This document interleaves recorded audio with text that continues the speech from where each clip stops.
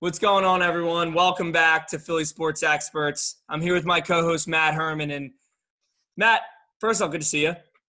Good to see Second you of too, all, good week, actually, in Philadelphia sports. We were coming off a shitty first 3 weeks with the Birds, and then a huge win. I mean, I personally didn't think they were going to be able to pull that off. And then we know of the hiring of Doc Rivers and how great that's kind of been, and how enthusiastic everyone's been with that. So.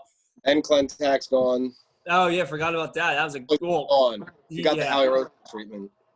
Yeah, so he's put in a different role now, which is kind of a little up in the air. We'll see. Means Clentax will be back in a few years as GM to lead us to a World Series. Yeah. He'll be picking up the trash, doing all that stuff, and then he'll make the big move in a couple of years, and we'll be back contending for World Series titles. Yeah, so today on Philly Sports Experts, we're actually going to do something a little different today. And instead of kind of just analyze the Eagles games and talk about Sixers moves, we're actually going to have a little debate here.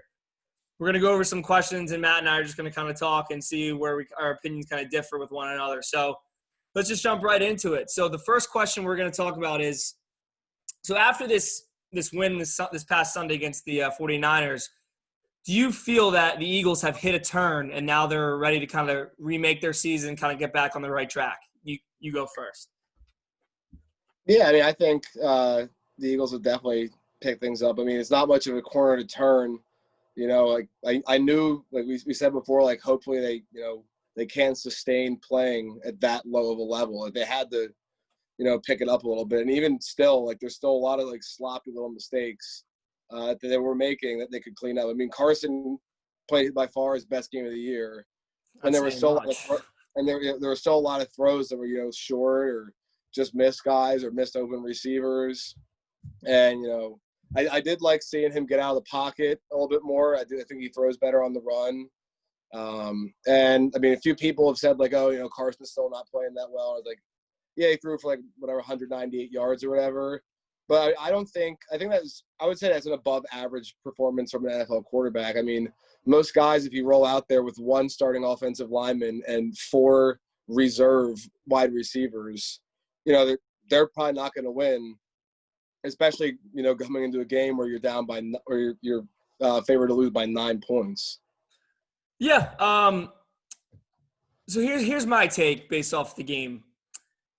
I think from a guy who's paid top quarterback dollars, considered talent-wise an elite quarterback, one of the best in the NFL, to me it was just like that was an expected performance. And what we've seen from him in the past, to me it wasn't really impressive. Yeah, it was great. He looked great compared to what he looked in the first 3 weeks, because what he put on his performance the first few weeks, I think I could have done that. That was pretty pathetic what he did the first 3 weeks. I mean, I think that, and if you look at the 49ers, they didn't have their best pass rusher. Their quarterback was out, and let's talk about Nick Mullins. Nick Mullins may have been the worst quarterback I have ever seen play an NFL down. Yeah, and the crazy thing is that guy, when Garoppolo went out, I think it was last year, a couple of years ago, he threw for like 450 yards one game and like absolutely balled out. I don't know how. I don't know what that was yesterday. He basically just threw the ball to Alex Singleton. Yeah. I don't know what that was. Yeah. So when I look at the whole performance, yeah, I think Wentz improved. He rolled out of the pocket more. He made some pretty great runs, but that's, to me, it's expected. I mean, every time the guy drops back and wants to pass the football, I still cringe. I still don't feel confident with him as a quarterback. That throw to Fulgham, that's the nicest throw I've seen Wentz make in a long time. It was a great throw. That's why I don't think the Eagles have hit the turning page, because they played a banged-up team. They played 3 teams early in the year who were way worse, and they sucked. And I know last year was last year, but, I mean, people talk about how Wentz played so great. And, I mean, we played the freaking Giants, the Cowboys, and the Redskins. Like, those are like we're the worst division of football, and arguably those are the 2 worst teams in football with the Jets and the Redskins and the Giants. So, like, when I look at Wentz, he's playing better, but I don't think he's played to a level where we need him to. And so when we relate this to the Eagles, we go as your quarterback goes. So that's why I don't think they've really hit a turn, because now you have to go play Pittsburgh. And I know they came off they basically had a bye week because of the whole COVID scandal with their team, the Titans. But I mean, I think they're going to get crushed. I don't think. And then they come home and play the Ravens, and I don't care we're not winning that game. Carson Wentz is not winning that game. Yeah, I mean, just going off of that, there's offense and defense. Our defense is, through the ups and downs this year, been one of the better defenses in the NFC and the NFL this year. We're first in sacks. We went from having 0 turnovers for the first 3 games to 2 turnovers and a defensive touchdown in the last game. You have guys that are really starting to come up and be more productive. Javon Hargrave was getting after it. Jannard Avery, I thought was one of the best players on the field. Avery, my fault. About time Avery did something anywhere productive. Yeah, and he really turned it on. And also, this upcoming week against the Steelers, they're 3-0, but they've played an easier schedule than we have this year. I did see that. They're those and 1-11, right? Yeah, and Big Ben's talking about, he's coming off not playing last year, and he's just starting to get into groove this year, and then can't really practice for a little while. And it's a good point. He could be a little rustier, you see it in the press conferences. Darius Slay, Jalen Mills, they have a lot more confidence now as a secondary.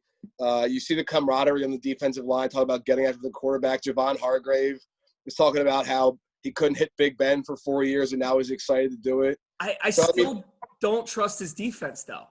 Yeah, they're leading the league. I know they're leading the league in sacks right now, right? Or press and takeaway. But let's be real here. Their secondary they're also in the bottom 9, I think, in scoring allowed, 7th in total. Here's the thing though. When you look at the end of the game last game, the 49ers go to their 3rd string quarterback, and he drove right down the field and basically almost made it a game. And I understand that Jim Schwartz changed his coverage and went back into more zone coverage and just wanted to keep guys in front of him. I get that, but holy shit, dude! Our cornerbacks are terrible. Our cornerbacks, Slay's been, I think, has been a solid contributor. He's played well. I think Jalen Mills played a pretty solid game for having moved from safety.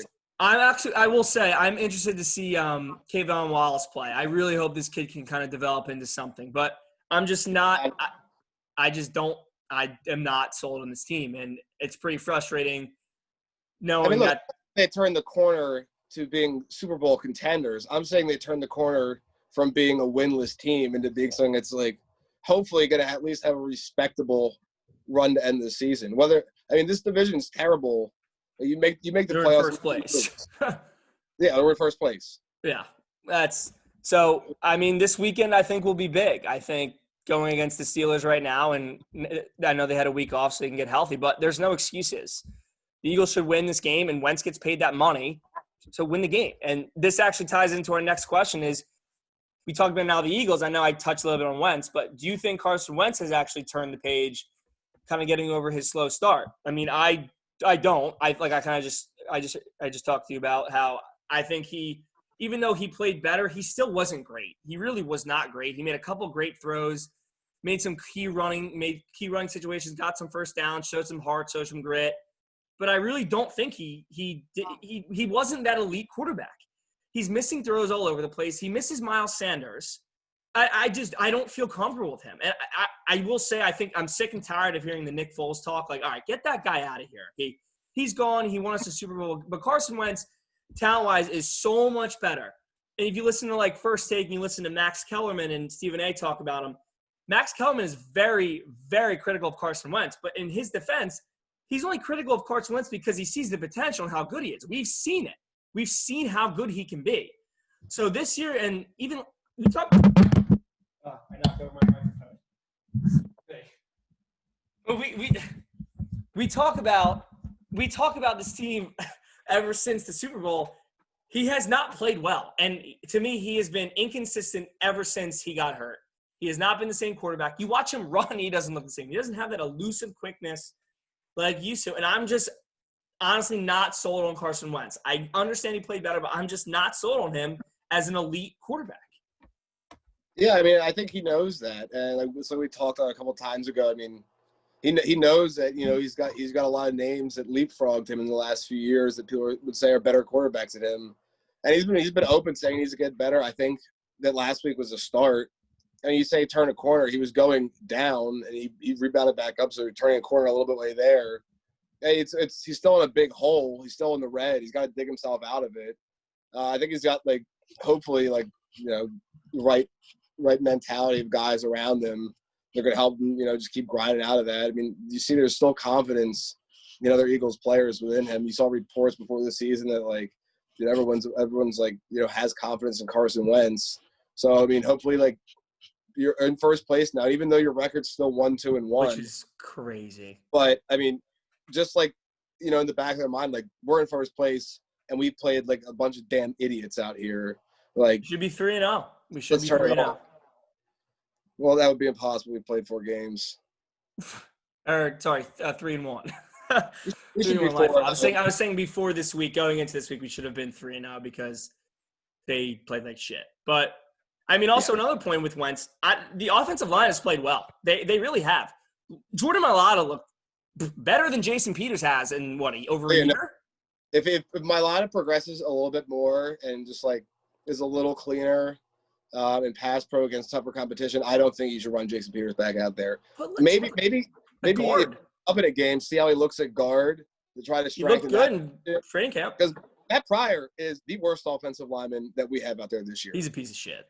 He's terrible. He sucks. It's disgusting. Also, your boy Herbig's actually not terrible. Yeah, I know. He heard me talking shit on him. Because he's so big, he takes up about 4 spaces in the offensive line. He's just shoulder to shoulder with the other guys. He does. But no, I mean, we'll see. I think this week is going to be big for Wentz. I mean, you can't ask for – you got the Pennsylvania showdown here. So Carson, be a dog. Go in. So you just proved it once, and I'm still not on the record. I mean, I'm still sitting here saying I don't have full faith in him. So, I mean, come on. That's I don't really care about the Ravens game. I think that's going to be a loss. I think we all know that. But this game's going to be big. Us too. I'm back on the train, baby. I'm not, and I think Wentz needs to prove it to me because I don't think it's on anyone else. Doug Peterson helped him. Doug Peterson proved it to his team. He went for it on the 2-point, went for a 2-point conversion. We're looking at the TV Doug, what in the fucking world are you doing? But here's the thing though, knowing Philly fans, if we got that, everyone's okay, dude. If we did not get that, it would have been all hell breaking loose. Doug, what in the world are you doing? He'd be dead. We would have gone after Doug Peterson. Yeah, very bullshit. Good thing we got it, but we'll see. That was a huge play in that game. Yeah, absolutely huge. That's why I mean, look at if we didn't get it and the Eagles defense allowed their team to come back in the game. So I don't know. We will see, but I am just not sold on this Eagles team. But I mean, I know I'm knowing the Philly Eagles fan I am. I'm rooting for them. So let's let's turn real quick. Let's turn the tide over to the Sixers. I know we've talked about the Sixers, how pathetic they've been, and how ridiculously of a roster they've had with Al Horford and Tobias Harris contracts and Josh Richardson. And I know in the recent podcast, I kind of touched on how Doc Rivers coming in here would be a really good fit, not only for kind of getting and holding people accountable, but also really helping Tobias Harris. Tobias Harris kind of improve his game. And I think that is kind of a thing going forward is we need those 3 guys, especially Joe and Ben, to really improve. So the question we're going to have here is knowing Doc Rivers, actually going by Glenn Rivers, knowing Glenn Rivers' pedigree and where he's come from. He's won a championship with the Boston Celtics and the type of superstars he's worked with and the type of characters he's worked with. Do you feel confident that the 76ers will win a title under Doc Rivers over this 5-year contract? No, I don't. The number one reason right now is looking at how other teams have played in the playoffs, specifically the LA Lakers. I think we could right now with the roster as it's constructed with a couple changes. I think we could make a push. Making it to the finals, having some good conference final series. But I mean, I don't think this roster right now is close to being able to beat the LA Lakers, even with good coaching. I mean, they are absolutely unstoppable. I can't believe the Heat won that game. Maybe they took their foot off the gas because Adebayo and Dragic were out. But I mean, they played terribly the other night in the finals against a team that just got Adebayo back, and like they were shooting much better than the Lakers, but they just by like just the like radiation of their raw ability, they just willed themselves to win games. I mean, they played terribly and won a finals game by 6-7 points. Yeah. And yes. Yeah, keep going. And you think like if you pick up like another huge superstar who fits in really well with the team, Rivers figures the best plan out to have Ben and Embiid on the court, getting back to like the efficiency that they had back in 2018. Then maybe you could challenge him as LeBron like gets older towards the back end of his contract. But I mean, if you look at like, keep in mind like the other teams in our division too, like have been a little maligned. Like the Nets are getting Kevin Durant back. That's a pretty big change coming in next year. And Kyrie. And Kyrie. I think the Celtics are still a good team, especially because what's his face just has our number every time we play them. Jason Tatum, Brad Stevens too. Basically, just pushed Brett Brown around in a baby stroller and said, "Let me show you how to coach basketball because you clearly don't know." And I think that's going to be a tough matchup for us. I don't think matter how good we get, because that's just like Philly-Boston rivalry is always going to be a great matchup. Grind out against them. I think Butler, even though he's very, very overmatched right now in the finals, I think he's still a bulldog guy. I think they're going to get someone good in the offseason. And I think that's going to be a big destination for a free agent to go down there and play with Jimmy Butler. Yeah, no, I mean, so I think this question is kind of so me, I'm like a huge Sixers fan. I absolutely love Ben Simmons and Joel Embiid. Or I think Ben Simmons is. I mean, you ask me, I'm not trading Ben Simmons for anything. I think he has so much potential, but I just look at this team and I want to say yes, but I just can't. But I will differ with you in terms of I do think they have a way better chance now, and I put more faith into Doc Rivers than Brett Brown 100%. Because I agree with both of those points. I'm just saying I'm not confident they're going to win a championship. Oh, yeah, no. I'm actually going to agree with you on this point, this take, is that deep down, I don't think they will win a title because I think it really just comes down to Ben Simmons. And because I think I know people say what you're getting out of Simmons. You don't know what you're getting out of Embiid. I don't look at it that way. I look at it as what you're getting out of Embiid because Embiid's going to put up 30 and 10. You know what you can get. Simmons, you have no idea. You can get 25, 10, and 12, or you're going to get 14, 10, and 6. Like, I understand they're good stat lines, but 14 to 25, it's a big difference. You need Ben Simmons to be fucking Ben Simmons and come in and be the guy. And if you're hearing Doc Rivers' press conference, people ask about this. They're kind of compliment shit, or what's the word I'm looking for? Their team, the way they play together, the way they can kind of work. Yeah, the way they complement one another. And he made a really good point. Is like, look, I mean, they've won 65% of their games together. So clearly they can win. With Brett Brown as their coach. With Brett Brown, okay, and I know Brett Brown. I think he did a great job. I think it was just time for him to move on. But okay, he made a good point there. But I think the one point that kind of took a backseat with me was that when they asked him, they go, Doc, or what's your theory on Ben Simmons being able to pull up and shoot a 15-foot jumper? And he goes, I'm not really concerned with that. I'm honestly not concerned with that. Doc, this team is stressed over for 5 years now. Ben Simmons not being able to shoot, and I understand it's a press conference. You're not going to come out and say it. He's going to put a lot more pressure on Ben. I mean, holy shit, Doc! Just acknowledge you have to shoot the fucking ball, man. Like, no, I mean, absolutely, you have to shoot the ball. But you think Doc Rivers is going to come out in his first public appearance as the Sixers head coach and talk shit on Ben Simmons not being able to shoot a basketball? No, but it's like it just shows the accountability. Practice and say you got to shoot the fucking basketball, or else we're never going to win a championship. Sorry. Building off your point is though, he did say though, he's like, look, like I'm going to need Ben.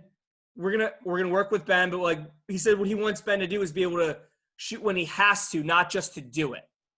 So that was the point, and says like it almost shows in a kind of like a behind the picture, behind the scenes outlook of it. It almost seems like he will do it, but I'm not confident hearing that it's gonna actually come to tuition because this team ain't doing shit until Ben Simmons learns how to shoot the ball. So that's why I am not 100% confident because I got to see Doc Rivers actually putting his foot down and holding the guy accountable. So if he's not going to shoot Tell him he's not going to play the last couple minutes, or he's going to get less time or something, because he needs to shoot the The ball. only way you fix this team without Ben Simmons shooting is if you have Embiid and Simmons on the floor playing very well with each other and 40% 3-point shooters on the floor with them. Yeah, like a JJ Redick, a Buddy Hield, and then put someone else. I mean, obviously that's so hypothetical. You're not going to get those two guys, but I mean, I think it was also, if you actually talking about Doc Rivers, which actually was another great point, is he talked about the team. He's like,